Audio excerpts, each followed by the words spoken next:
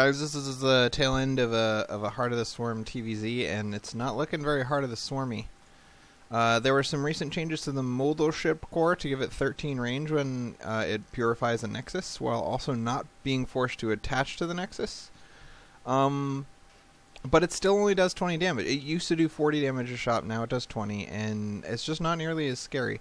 It's still extremely scary in the early game. It basically shuts down 2 racks pressure. If they can get their natural Nexus to finish, they can just purify and you have to run away, kind of thing. But at the 10-minute push mark, like you can see, we both have the same army spending. We got roughly the same army size. Actually, he's got $800 more of army, and units lost is pretty even. So this is just the same push as we've always seen, and the big difference is there's a Void Ray, there's no Colossus, there's no area of effect. So the general rule is that if he doesn't have any area of effect, he can either split you to bits with sentries, but that's what the tanks are for, is to prevent that from happening, or he can die. Really, I mean, you need area of effect to deal with SCV. Toten, Medevac, Toten, Terran balls. Balls!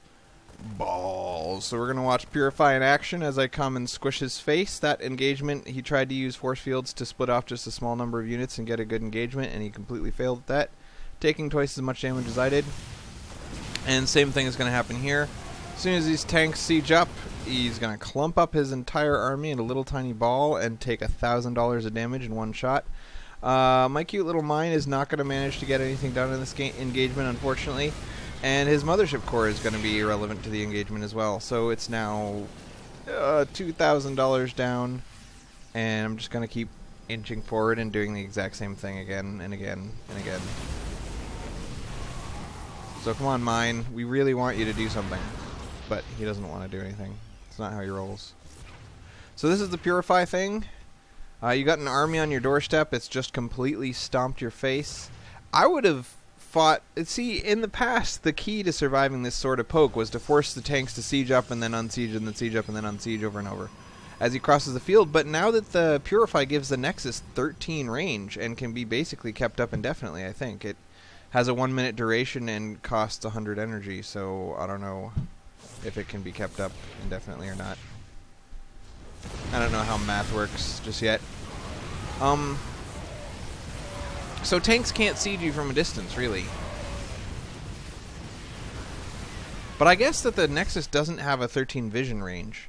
So you'd have to somehow keep vision of this area out here, or else the tanks could walk in. Anyway, point being, he had a bigger income, and he was pulling further and further ahead in army spending as the game went on. I would have liked to see him not fight until I got all the way to his base, instead of those repeated pokes that kind of failed, really. Anyway, so